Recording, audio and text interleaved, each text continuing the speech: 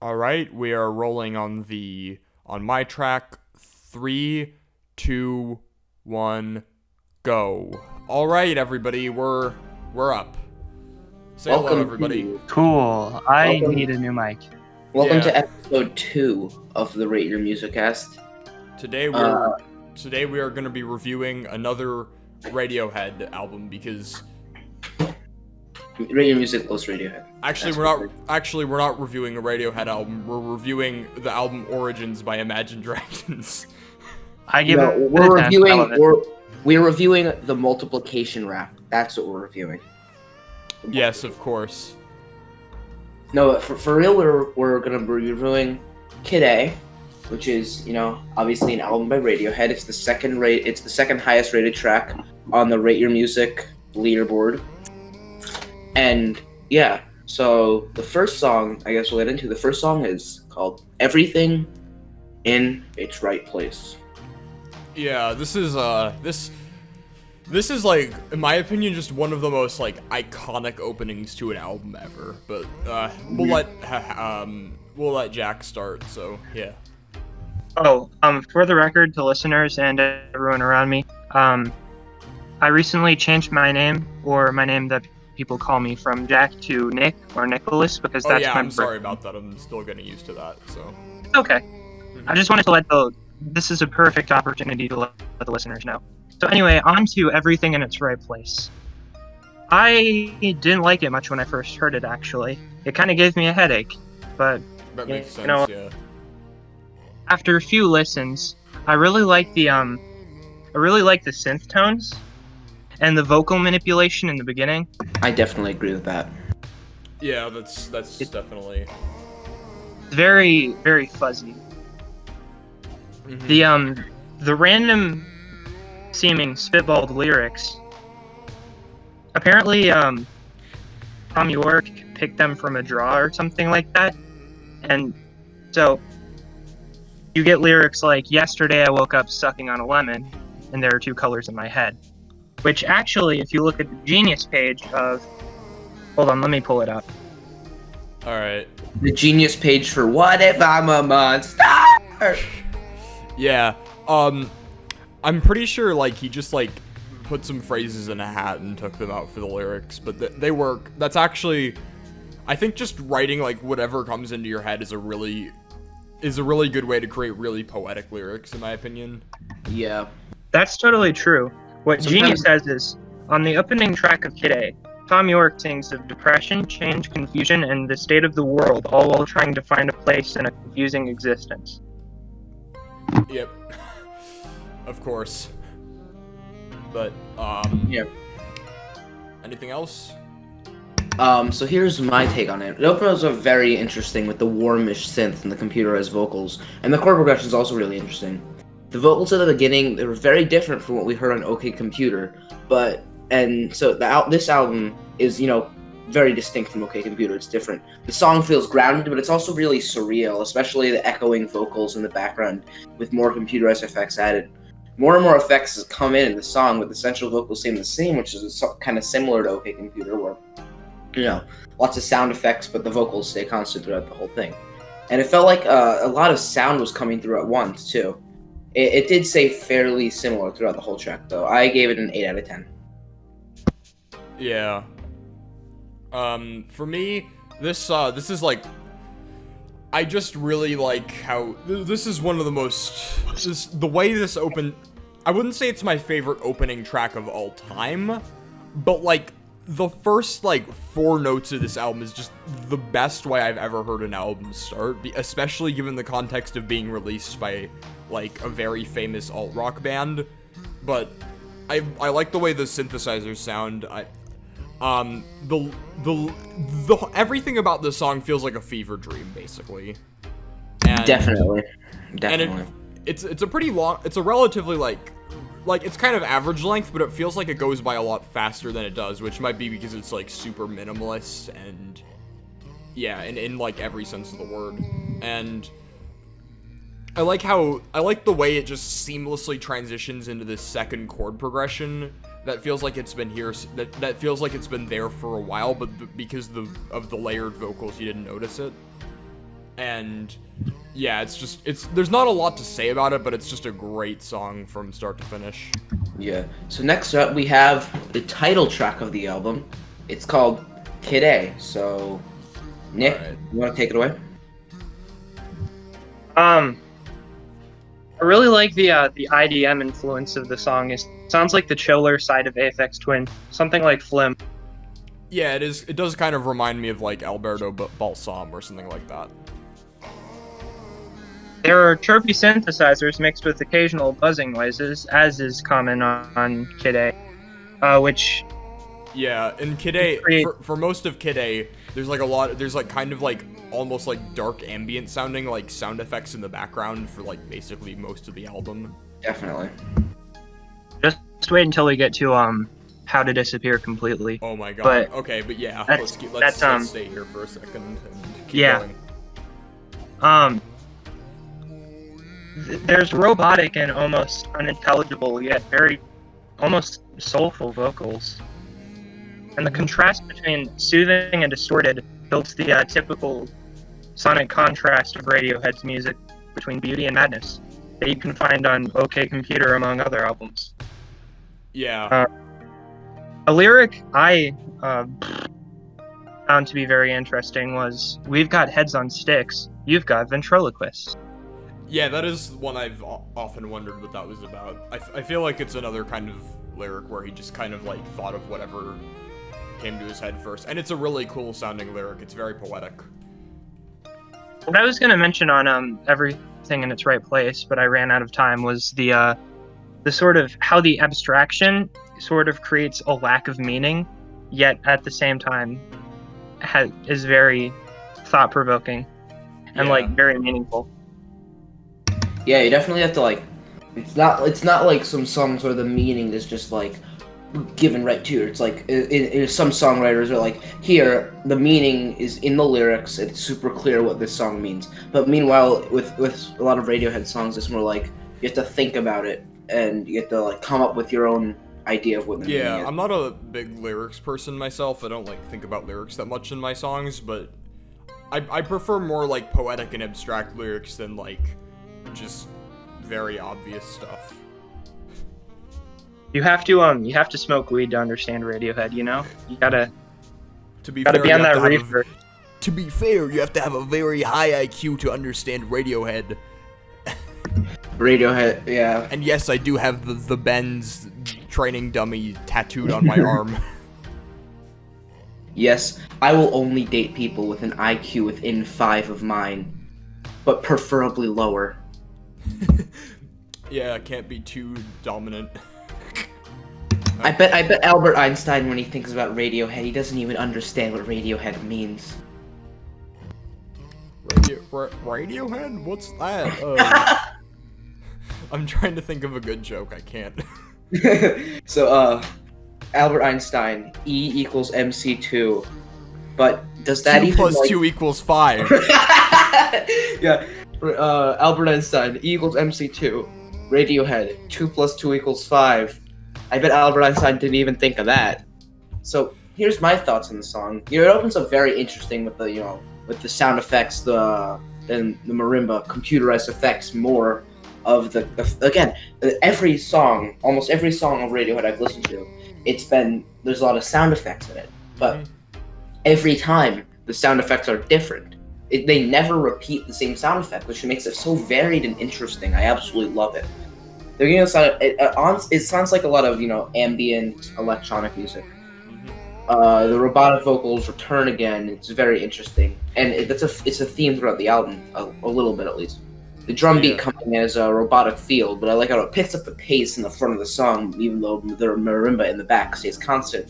The increased focus of the bass. I always love bass. You know that. Everybody knows it. I cannot stress how much I love bass. Yeah, bass is a great instrument. Bass, slap the bass, as Davey 504 would say. The sweeping synth coming, feeling like an ocean wave, just like, sort of coming onto the beach. That's what I envisioned in my head when I heard this song. Yeah. And the sound effects keep on continuing, the marimba in the background. I absolutely loved it. Again, the bass comes in near the end of the sweeping synths, and it ends up satisfyingly on again another electronic vocal. That's an 8 out of 10 for me. I enjoyed this song a lot. Yeah. Oh, by the way, I think we forgot to mention our scores for everything at the in its right place. I was about to say everywhere at the end of time, but for everything in its right place, I'd have to say it's a 10 out of 10 for me. I'll give my track ratings at the end. Okay. What about you, Jerry? Everything in its right place, as I said before, 8 out of 10. Okay. For Kid A, I'm gonna say my thoughts now, I guess. It's got a very just beautiful melody and a beautiful chord progression, and the vocals the combination of the vocals, especially coming off of everything in its right place, the whole song feels like a robot sort of developing emotions for the first time. And the lyrics are kind of unsettling for like such a really nice song. And yeah, it's just really good.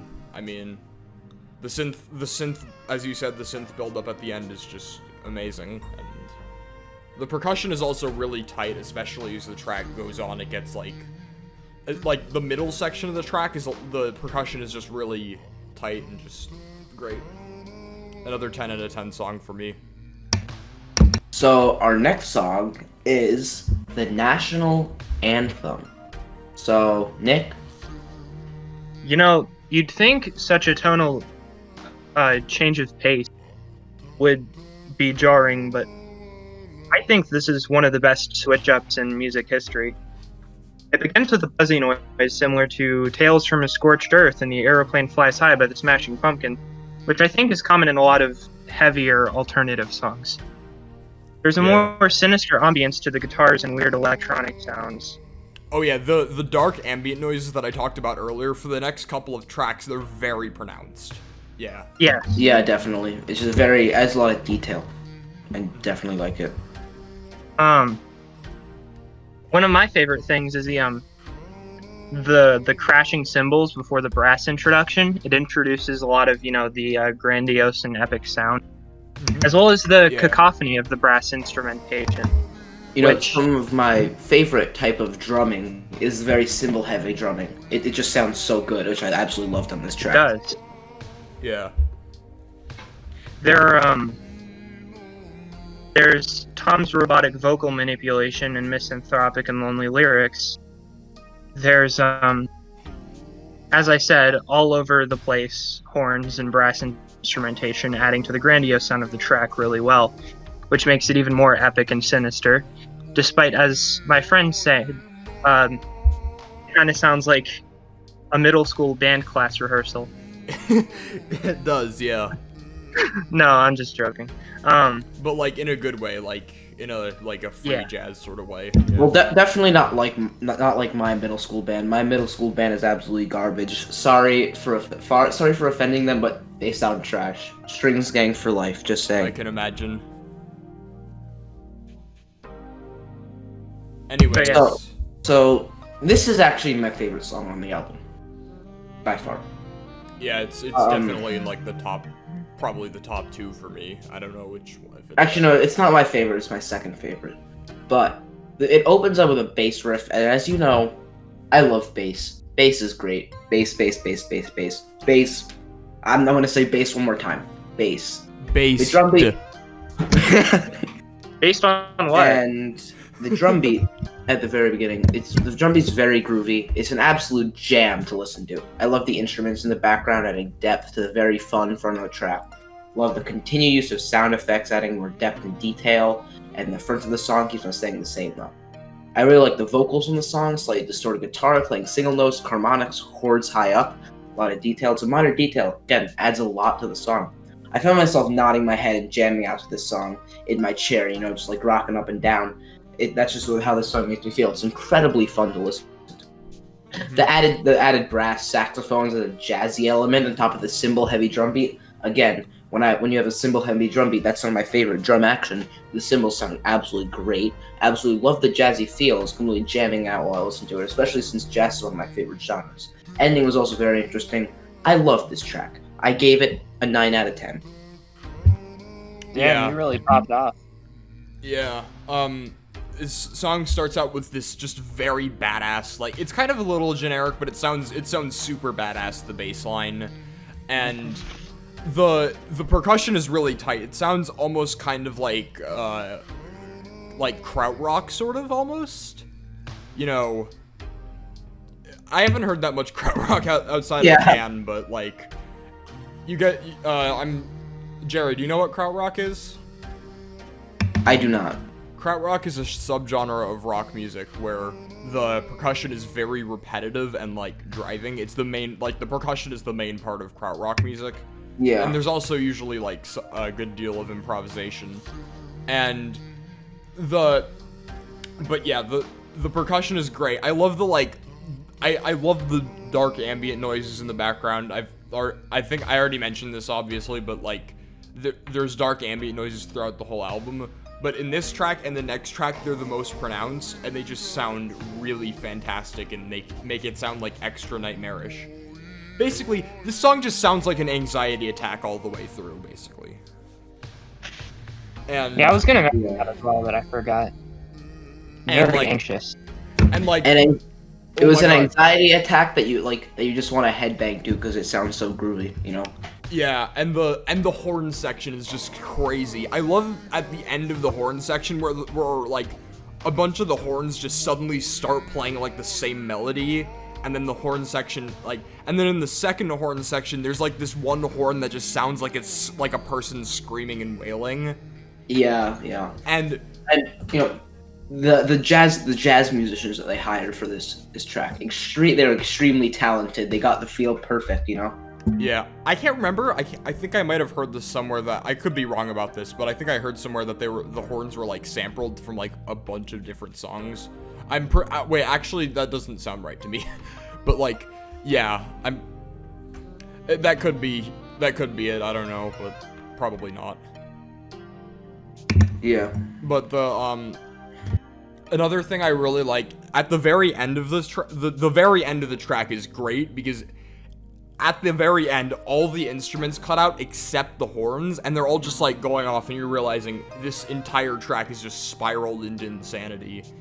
And then the horns go away, and you can, like, very faintly in the background hear, like, a scratchy recording of, like, I think it's like a song with a lot of strings. I think it's supposed to be the national anthem of somewhere. But yeah, it's just a fantastic way to close out the song. It's another 10 out of 10 song for me. You know, I love my strings almost as much as probably more than I love my bass. I'm not biased, but I'm definitely biased. But oh yeah. I'm sorry if it seems like I'm giving every track here 10 out of 10. This is in my top 10 albums of all time, so. Yeah, I don't blame you. It's a really good song. Speaking of string, our next track is How to Disappear Completely. I accidentally probably my personal favorite on the album. Me too. I said the national anthem was my favorite in the beginning. I was wrong. I messed up. Yeah, if the national anthem is an anxiety attack, How to Disappear Completely is like the depression that comes immediately after having an anxiety attack. Love this song. I can't comprehend how much I love this song. It is insanely good. But Nick, you can go first because you've probably listened to it much more than I have. Well, this kind of feels like a dream to me. How to Disappear Completely. There's like a dreamlike state to it. I understand the depressed piece, but that's not necessarily what I get from it. I definitely think it's more ethereal and ghost-like. As per the lyric, I walk through walls, I float down the Liffey. If you don't know, the Liffey is it's in Dublin, Ireland. Yeah. And it's I think it's like a bridge or a stairway or something. Things we Americans can't understand. If there's someone in Dublin, Ireland listening, you can correct me if I'm wrong in the comments below. Mm-hmm. But anyway, I just think it's really interesting. As to where the lyrics are usually surreal, on this song they enforce, the dreamy quality of it. Everything about the song is sort of just like It is very dreamlike, yeah. It puts me to sleep in the best way possible. Like when I can't sleep, I listen to this, and suddenly, you know, I'm floating. Yeah. So my thoughts on this song, as I said before, it's my favorite song on the album. And I like how this track opened up completely differently with the guitars and glistening synths, with the echoing bass having a small but major grounding role. You know, the single dissonant note on top just, you know, staying there adds a lot of depth to the song as well. Yeah. The vocals on the song are clear and prominent, which is different to the previous songs on the album. But again, a similarity between OK Computer and Kid A. All the songs are varied and sound different on the album, which is great. I also love the high dissonant synth note. It switches to a droning low synth note that matches the key, which is a great change. Change the feel of the song completely. And again, the bass's presence is great, and how the drums pick up with the tambourines later in the song. You know, it's a minor difference, but it adds to the progression of the track. I love the addition of strings. Strings. Yeah, strings is great. It's simple, but it has so much depth from the quiet synth scales appearing in the right ear. I don't even know if you'd notice it without headphones, but while the strings are playing, there's just like a scale going up and down in the right ear from a synthesizer, and it adds so much detail. It's the sound quality so much better. The switch from minor to major, minor to major, back to minor, seamless. The loud strings note reaching a major high point, then bringing it back down with more dissonance between the synth and the strings, and it brings the dissonance between the synth and the strings with the mix. Yeah. It brings the sound to its loudest high point, perfectly executed. The string dissonance with glissandos over sustained notes is interesting. Whoever arranged the strings part for this is an absolute genius. Yeah. I don't know who was it, but get ready for a moon-shaped pool. Yeah. If you've been telling me a moon-shaped pool has a lot of strings, so you know I'm gonna love it, you know.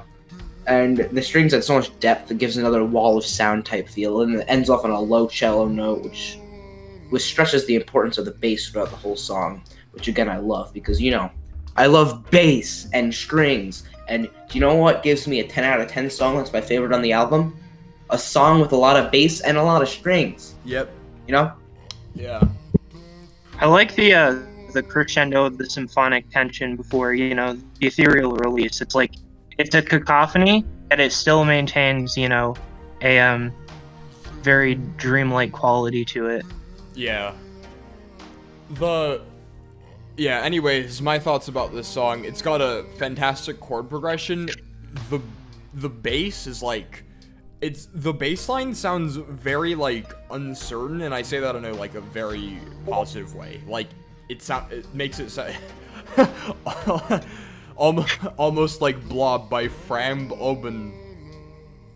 Thank you. Anyways, so the bass, it sounds uncertain, but like that's the point of it. Anyways, there are these string swells that are just absolutely gorgeous, and there's this one part where like this synthesizer like kind of just comes out of nowhere, and it's like out of rhythm and like also kind of dissonant, but it sounds fantastic. And then it like kind of comes in and then it fades back into the background, and then there's just this absolute, and then the final "I'm Not Here," which transitions into this like chorus vocals, is just like a tear-jerking moment. And the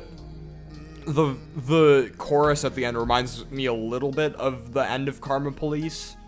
And yeah, that was one of my favorite moments on OK Computer. So yeah, again, it's a 10 out of 10 song. It's probably my favorite on the album, and it is definitely in my top 3 Radiohead songs. Alright, I guess we'll move on to Tree Fingers, which we probably won't have very much to say about. So this is what I think about the song. I really liked it, actually. It starts similar to the first song with organ-like synths, but has a much more echoing feel to it. It's dissonant notes in the background. It feels like ambient electronic music. You know what? It's basically a Brian Eno song, but like do you know what I thought this sounded like, actually? I thought it sounded like the Minecraft soundtrack, which I absolutely It kind of does, I guess. Which I absolutely love. The ambient sound effects add to that feel. I wonder if like who composed it actually was inspired by this, because Minecraft. It was one of my favorite soundtracks of games. It's I such agree. A it's a beautiful fantastic soundtrack. I think the person who made the C418, I think his name is. I think he was more inspired by Brian Eno, which this song also feels very inspired by Brian Eno, who like he was like the basically the founder of ambient music. Yeah, but like if I heard this song, right, and I didn't know where it was from, I completely would not guess that it was Radiohead. And I was like, this might be from Minecraft. Definitely. I just absolutely loved it. 9 out of 10. It's not like the most flashy song or anything, and it doesn't really belong on the album. Yeah, that's my main problem with it. But it sounds great. It's good music. What am I supposed to say about it? You know, I loved it. 9 out of 10. Yeah. I don't have very much to say about this. It is. Yeah, you definitely should check out more ambient then, because for me this is like pretty middle of the road ambient, but I do like it. Although I wouldn't really just sort of like listen to it actively, you know. Yeah. If I had music just like this in the background to relax, I'd absolutely love it. I would listen to it all the time, you know. Yeah. I don't think this track isn't really bad.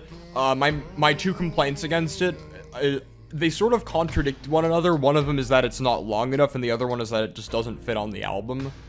I think if they released this as a single and it was like 10 minutes long, it would be perfect. But not perfect, but it would be the best way they could have made this song. And yeah, definitely. Because for me, this song kind of like bounces between like a high 7 out of 10 and a low 8 out of 10. For what it was, I don't listen to it very much, but it's definitely pretty good. If this song would actually, you know, I gave it a 9 because I really liked what it sounded like, but it definitely wasn't perfect. It doesn't really belong on this album as like a 3-minute track. It definitely belongs as a much longer track on something else, a single or on a album with more ambient music. The ending to like an EP or something. Yeah, exactly. And now we move. Oh wait, Nick didn't talk at all. Do you have anything to say? Yeah, I do. All right. Tree fingers are called leaves, you fucking idiot. 0 out of 10. Literally unlistenable. I'm just gonna buy a vinyl of this album and burn it because of how stupid they are. I can't even listen to Radiohead anymore. This song makes this album a 0 out of 10. Okay, so next we have Optimistic. Nick, you wanna go first? My favorite lyric from the song is "The big fish eat the little ones," just because you know how. Yeah, it's a good lyric. I personally prefer it's like the dinosaurs roam the earth. It just feels so climactic. This entire song feels very climactic, but yeah, that definitely. lyric just amplifies it, in my opinion. Yeah, with the pounding percussion, the strumming guitar, Tom's crooning, it almost feels, you know, it's kind of like sort of a lesser of the national anthem because of how climactic it is compared to the rest of the album. Yeah. Important theme is the song really that optimistic, which is why I think it's called optimistic, because it's not really that optimistic. Yeah. Boom. Facts and logic. 0 out of 10. It's called optimistic, but it isn't optimistic. Literally unlistenable. Never gonna live that down. So, this song opens up very different to any other song, with vocals and electric guitar chords immediately hitting us. The chords stay the same, while the vocals change, adding some interesting dissonance. Again, almost all these songs have some sort of element of dissonance to them. I love the very echoing and loud drums in the background over heavy guitar and the metallic bass. I love bass. Mm-hmm. The vocals are clear, just like on How to Disappear Completely. The guitar is playing fast notes with the accents, with the heavy distortion, while still being quiet. It's very unique. You don't really hear this very much, but I was jamming to it. I was rocking in my chair while listening to the song. I loved it. I love when the drum picked up, adding more snare as well. You know, it seems like most of the songs we've listened to have this a progression of the drums throughout a song where the drums start off light and they get heavy and they get light again. Yeah. You know, one thing about this album compared to OK Computer is that the songs stay fairly constant throughout. Just like OK Computer, the songs are very distinct from each other. But in OK Computer, you added many more songs that changed during the song, while these sort of stay the same. Yeah, this album is more repetitive. definitely. I love how the vocals add dissonance to the song too. There's a less noticeable synth in the background. Has a lot of detail. Again, everything about this song is everything about all the tiny details that you really don't pay attention to, but they add so much depth in the quality of the song. And I love how everything at the end of the song, everything sped up, drums increased, synths increased, and it was completely changed. At the end of the song, everything cut out with the drum and the bass. The quiet acoustic feeling bass. Yeah. And as you know by now, as I said this about 100 times, I love bass. This is a great song. 9 out of 10. Yep. Again, this song is just, it's one of those songs that's just a build up, a relatively, not long compared to like some crescendo, sorry. But it's a build up to a short payoff that feels incredibly earned. And yeah, this song feels like you're hiking up a snowy mountain almost, and it's like freezing cold and you're out of supplies and everything. Like, it has this very the drums at the beginning kind of sound like ominous and kind of like cultish, I guess.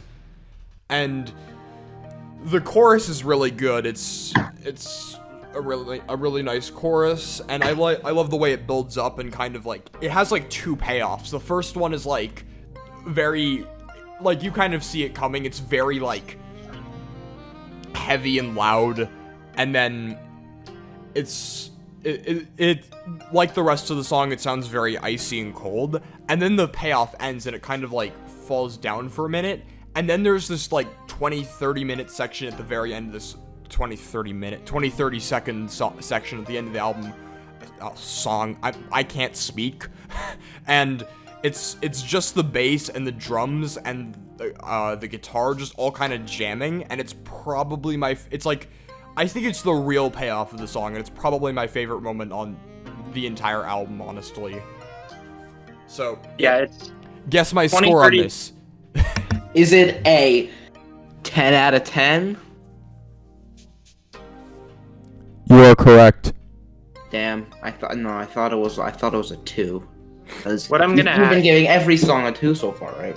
is that if it were 20-30 minute drum and bass outros, it would be swans. We're talking about Radiohead. Get it right. Oh, if they released a single version of it where it was like a 20-minute just bass and drums kind of jamming and soloing and stuff, that would be pretty great too. I would love it because you know I love my bass. I love improvisation, so yeah, that would be great. Improvisation is great. That's why I love jazz so much. So next up, we have Jerry, the I song. have a song recommendation for you. What song is it? All About That Bass by Meghan Trainor. Oh yeah, such a masterpiece of jazz improvisation and bass. I absolutely love it. I don't understand.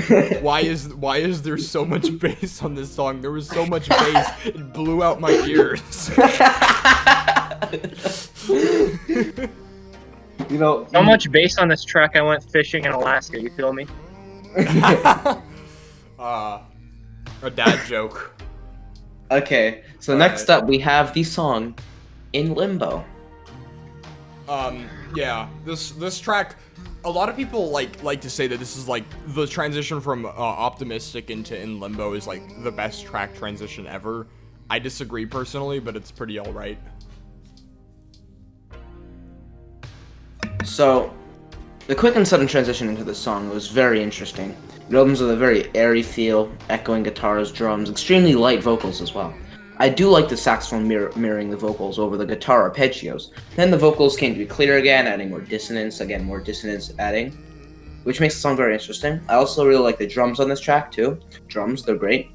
I love how the vocals increase in volume with the singer speaking words in the left ear that are kind of unintelligible, but again, you cannot make out the lyrics during like the first verse of the song. But as the guitar arpeggios continue and more sound comes to you at once, the sound effects continue as the theme, which we have seen much more often, is the sound effects.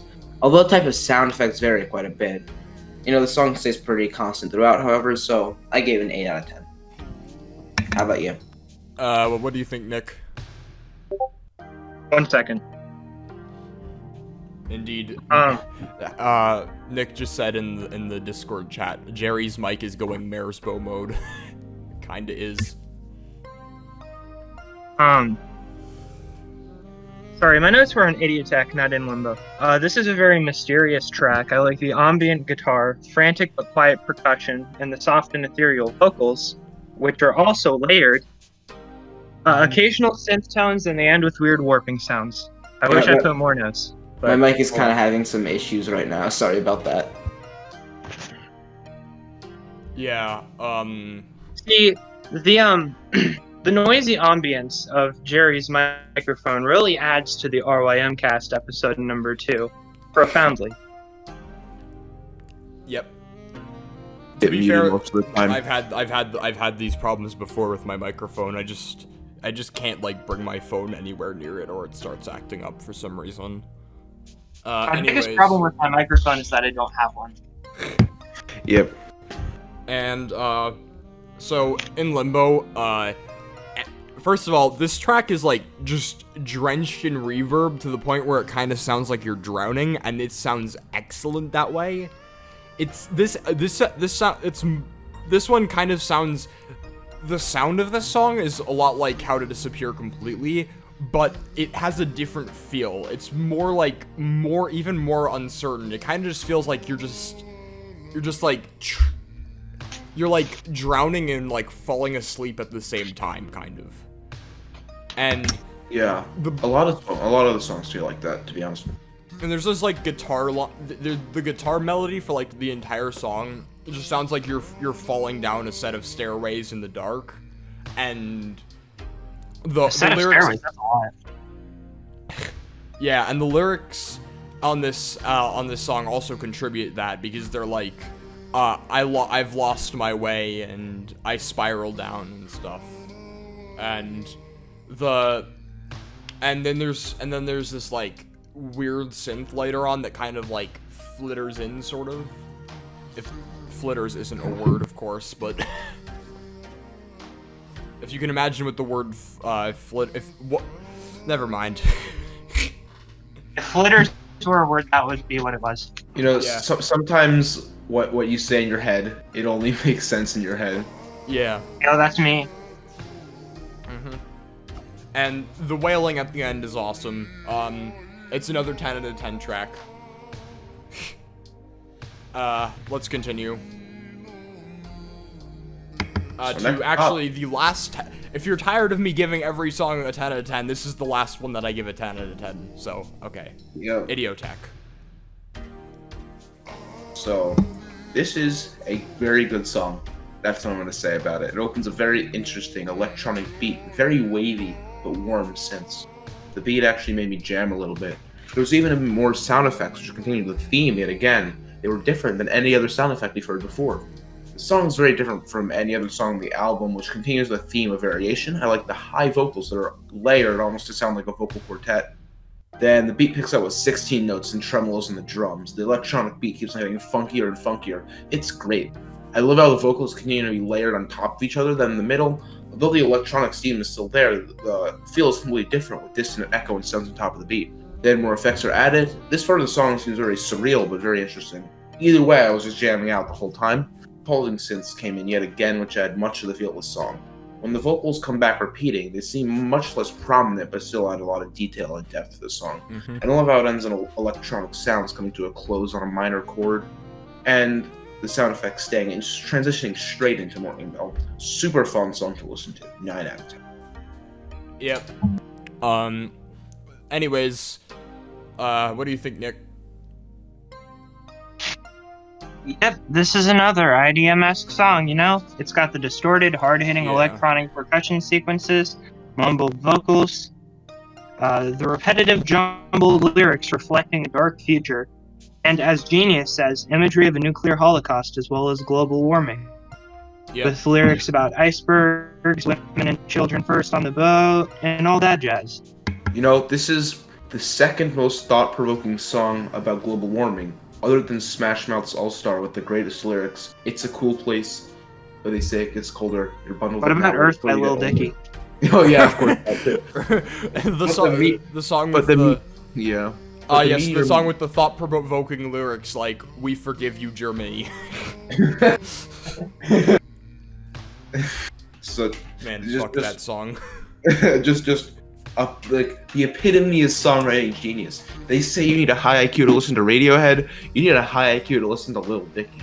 That's what you need a high IQ for. That's why most He has people a don't TV like show him. now. Where's Radiohead's TV show? Yeah, true innovator. Anyways, yeah, Idiotech. Nick made the Aphex Twin comparison earlier. This is the track that I think most fits the Aphex Twin comparison. It's very electronic. It's got a fantastic chord progression.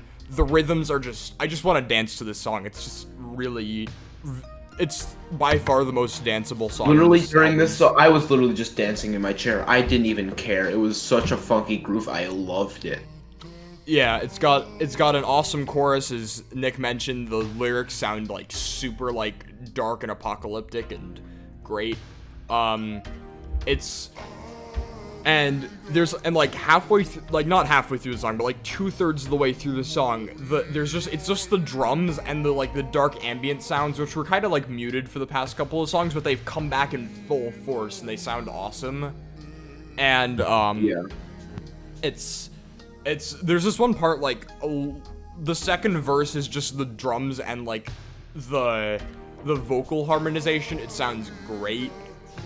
And it's another 10 out of 10 track, but, it's the last 10 out of 10 track on this album. I just died. That's pretty crazy. So next up we have Morning Bell, which came straight transition from Radiohead. I love the seamless transition. It was great. You know, you don't really see that much too often in music. Yeah, this is the most seamless transition on the whole album, in my opinion. It's a really it sounds. When I was listening to it, I thought it was like, oh, this song is long, and then I clicked out and was like, oh, this is a new song. Yeah. So I love the seamless transition at the beginning of the song. It opens with a really nice drum beat with some soft organized synths. Drum beat on this song is just great. Computer effects on the vocals in the beginning make them feel completely different than any other song again, and all of the guitars come in while the vocals continue constantly. The drums and guitar pick up and quickly cut out for a transition into a minor key, but going back into major. And then the organ synths do so much work in this song. They do everything, and it's great. The soft and low vocals add some detail, layered dissonant vocals on top, with sound effects playing in the right ear, a lot of detail too. Again, though, the song didn't vary much, other than it picking it with some cymbal-heavy drums and louder guitars in certain sections. You know, I love my cymbal-heavy drums, and I love the end where there was much more focus on the bass. Bass, 8 out of 10. All right, Nick. Sorry, I'm tired. Yeah, as you said, it does transition really smoothly from Idiotech. There's similar repetitive. I think it's in the same beats per minute too. So, sorry. Flashbacks to the Venga Boys Be Like to Party, Eminem Without Me. Yeah. Oh my god. I know what mashup you're talking about. It's awful. So there's the similar repetitive electronic percussion, and a lot of people think it's about a divorce, but I read on Genius that it was about a very friendly ghost that Tom met in a haunted house he stayed in, or a haunted apartment, or whatever. I'm trying to think of like some sort of ghost that like someone's gonna recognize, and like my brain is just blanking out on me right now, so I can't make a joke.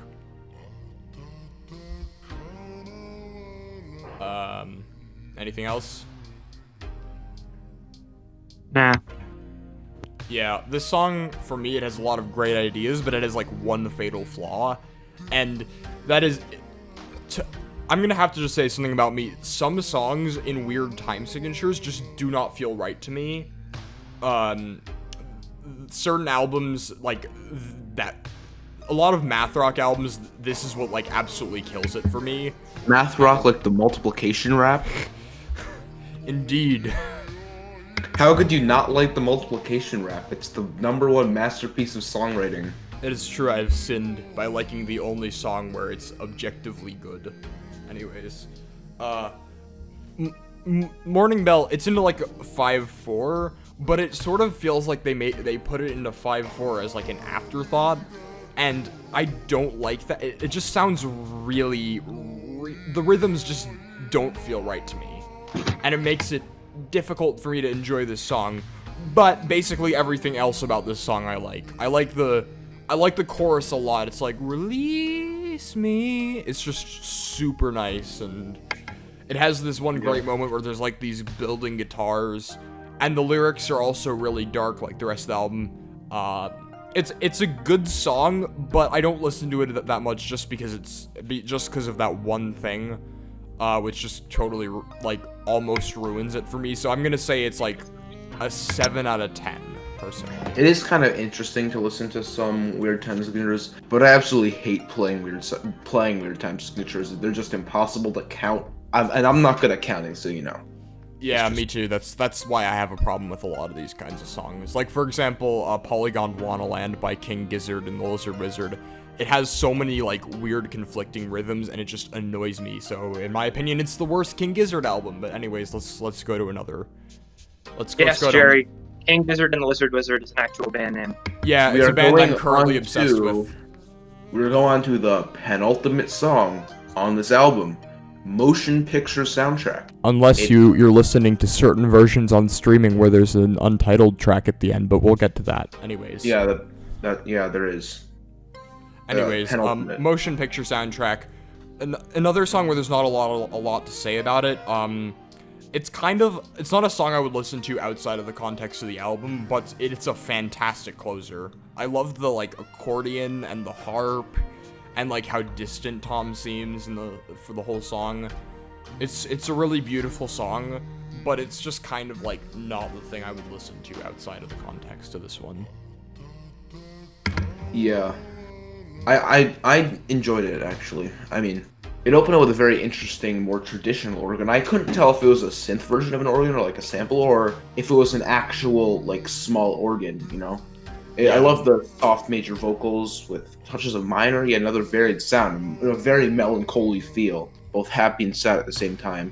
The addition of harp runs, they were very interesting. That is something we don't see much in rock music, but add a lot of detail as well, and the organ sound gets much deeper and thicker in certain parts. The ending on a low droning organ note and the harp runs is very interesting. I gave it a 9 out of 10. Yeah, Yeah, I'd give it, oh wait, Nick hasn't said anything yet. Nick? You got anything to say about this, or? It's fitting for a motion picture, to be completely honest. The distorted accordion turns into lush and bittersweet chiming orchestral instrumentation from out of nowhere. I think they're harps, I'm not sure though. Yeah, I could be wrong, but I'm pretty sure they're harps, yeah. Also, distorted accordion sounds like an Eminem rap. I'm a lyrical, spiritual, miracle individual. Distorted accordion, foreign, door hinge, boring, Lorix, and my favorite set of Eminem lyrics: take that hamster, shove it up my butt, let it eat it my ass. It's the song that it is on is just like a bottom 5 song for me of all time. But okay, we're getting off track. Skipping and flipping and dipping and skipping and flipping, dipping, the illest, the killest, the skill of the willest, I'm the realest, the realest. The lyrics are about lost love, and there's what sounds like, old chorus vocals, and a lot of ghastly vocals throughout, actually. I think, and I'm gonna be clowned on this hard for saying this kind of sounds like Radiohead's answer to In the Airplane Over the Sea. I don't see the comparison myself, honestly. Well, it's like the sort of folky classical instrumentation mixed with the lyrics about lost or unrequited love. Yeah, the only In the Airplane Over the Sea song I listen to consistently is Holland 1945, so I'm a total pleb, but yeah. So, I found out my favorite albums. I found out who scored the string parts on Kid A. It's Ed something, I think his name is. Johnny Greenwood. Oh, Johnny Greenwood. I believe Ed something was one of the other albums.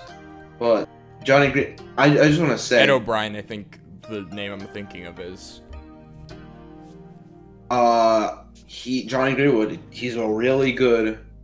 He scored Creep as well. He's in Rock and Roll. He's in the Rock and Roll Hall of Fame. He's composed for many classical orchestras, and I just want to say he's great. He's a great composer. I'm definitely going to listen to more of him after this. So now we go on. Johnny Greenwood's the guitarist of the band, right? Oh, he is. Yeah. Let me look this up. Hold on. Oh my god, I don't even know.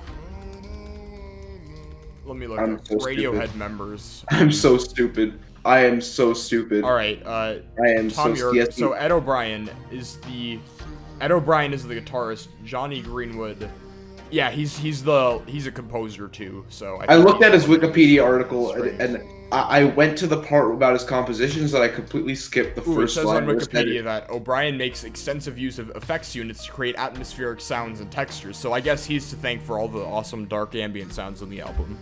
I read the part about him composing, and I completely missed the part where it said he's the lead guitarist of Radiohead. I'm pretty. So now we go on to the final track. Well, anyways, G'day. before that, let's for me it's an 8 out of 10 song. I gave it a 9. So last but not least. Actually, last but maybe least. In my opinion, it was last but least. Untitled. I guess you could say it's last but least. I mean, it's not really not- the it's kind not of thing really you a would full ever song, though. listen to outside of the album. It's just like one sound effect, and it's a really nice sound effect. But you want to hear a story I have about this track?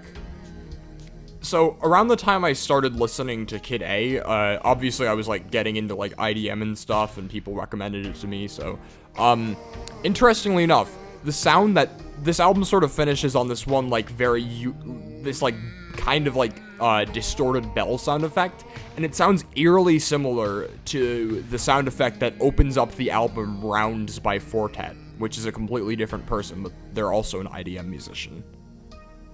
I don't know, I don't think there's like a correlation, it's just something that's really interesting to me. I gave it a 7 out of 10. It wasn't necessarily bad, but it's not the kind of thing I would score, but I guess I would give it a 6 out of 10, but like it's not necessarily. It's doesn't not like really- a song, it's just like a conclusion, you know. It doesn't really weigh on my score on the. Usually, I don't include interludes when I weigh down my score on the album unless there's like way too many of them. But okay, so Nick, do you have anything to say about it? I guess it's just, it's kind of pretty. It's pretty for the less than a minute that it lasts. Yeah, 59 seconds. So, that's the end of the album. I absolutely love this album. My overall score for this album was an 8 out of 10. I enjoyed OK Computer more, but it was still really good. But it's one of those albums where I wouldn't really like. If I'm gonna listen to this album, I'm gonna listen to it completely in a row. Yeah. Compared to some other albums, which I'm gonna listen to just I'm gonna put it on a playlist and shuffle. Yeah, this is I do listen to like several songs from this out of context, but it does work a lot better in context. The songs that I would listen to this out of context, definitely I would listen to the national anthem out of context. I loved it. Tree Fingers, I'd put it if I have an ambient playlist, I would put Tree Fingers on it. I'd listen to Optimistic out of context, and I'd definitely listen to How to Disappear Completely too. Honestly, like I'd listen to almost all of them out of context except like Me too. Morning Bell motion picture soundtrack. The first 2 tracks I wouldn't really listen out of context that much, but yeah. Definitely though, the song I listen to most out of context is the national anthem. I just loved it. It was so fun. Well, anyways, my score for this album, if you haven't already been able to tell, this is one of my favorite albums of all time. It's a 10 out of 10, although it isn't my favorite Radiohead album. There is one Radiohead album that I prefer slightly over this. Which one is that? A Moon-Shaped Pool, yeah. I think I might like A Moon-Shaped Pool best because, have you heard of Strings? I could keep on going on about it forever. Strings? You like bass? I'm all about that bass, no treble. Yeah. So Yeah, what for, was your overall For score? me, Yeah. I think every track is a 10 personally. This is far and away my favorite Radiohead album. Second would be In Rainbows. In Rainbows is like just under a bit of a spoiler for like a couple episodes later, but In Rainbows is just under a 9 out of 10 for me. Yeah, but like, I love the electronic and sweeping soundscapes of this whole thing. There's so much attention to detail. I could almost call it. It's not as hype worthy, but I could almost call it the end of Evangelion of music. Yeah, actually, I get that comparison a lot, to be honest. Although I feel like there's other music that like fits that description better, but I'm like my brain is just on airplane mode right now, so I My can't brain think is of hurting. it. My brain hurt. My brain hurt. Anyway. Yeah, my I- brain melted after watching End of. We've got 2 people in this call with End of Evangelion profile pictures, by the way. So yeah, And mine is anime Jerry Seinfeld.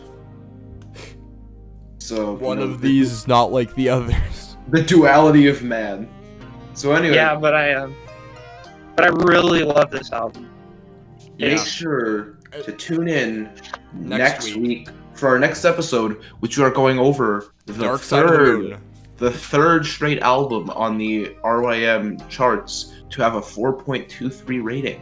Dark Side of the Moon by Pink Pink Floyd. Floyd. The iconic, the legendary classic rock album. Yeah, just to let you know, in my opinion, the first 4 on this chart are like absolute masterpieces, and then the 5th one I don't remember very well. Yeah. So, I'm not gonna go into my opinions on the Dark Side of the Moon now because we're gonna have an I'm not episode gonna go about on. that I'm not next gonna week. go on to like mine in depth yet, just so you can wait. But I'm gonna, but you know, it's a great album. That's all I'm gonna say. So Stay tuned for our third episode, which is called Finally Not Radiohead. yeah, and then our 4th episode, which is Pink Floyd 2, Electric Boogaloo, and then finally episode 5. Finally Not 5. Radiohead or Pink Floyd. Not Radiohead, Not Radiohead or Pink Floyd. Floyd, and the next album after it isn't the same band. So Yeah, and then we get I'm back pretty to sure Radiohead. we get back to Radiohead's forget what- number 8. What is number 5 again? Number 5 5 is is- In the Court of the Crimson King by King No, Crimson. that actually went down to Oh number yeah. 4. Wait, Y'all is better it? get Let ready me for that. make- Yeah, number 5 is the Velvet Underground and Nico. Oh, it's that album that I don't their like very self-titled much. I thought it was gonna be King Crimson, which is not. And then we go down for a while. Oh, actually, we don't have In Rainbows until number 8. We have Velvet Underground and Nico is 5, not an album I don't like very much. In the Court of the Crimson King, which is an album I don't remember very well, and then Loveless, which is an album that I think is decent. And anyways, then we get to In Rainbows. And then we get to our first hip hop album. We get to our first non-rock album. And then we it's go back to it's rock. To Pimp a Butterfly, which is another album I don't remember that well, except for the first song. And then 15, Miles Davis, Kind of Blue. We're going on a completely off topic right Yeah, here, to be honest. we're just yeah. Who even cares? Oh yeah, just as a reminder, after the top 10, we're going to be exploring genres and stuff. Yeah, we're gonna get into other stuff after My that. top. We're going to make it more interesting because I've seen people who are like, "Why do you just talk about Radiohead? Everybody does that." Yeah. Yeah. My favorite track from Kind of Blue is All Blues because I had a jazz group at school and I played in it and it was really fun to play. That's what I'm gonna say. Uh-huh. I memorized it. So anyway, next week, Pink Floyd, Dark Side of the Moon. This was Radiohead, Kid A, not any Forever. of the 20 things that we just talked about. We're going completely off topic. So this is the end of our podcast for today. We will see you next week or maybe 2 weeks from now. Hopefully it won't get delayed again. We're sorry about the delay. Let's sign off. Okay. Goodbye. See you next week. In continuation of the theme of this album, goodbye. See you all later. Goodbye. See you all later. I don't even know. Goodbye. Okay. Alright. See ya. If you like this episode, make sure to like, subscribe, and leave a little bit of constructive criticism. We do have a Rate Your Music list, which is in the description, as well as a Twitter, and also a link to the lovely artists over at Nightlight Tapes, where we get our background music from. And yeah, see you next time.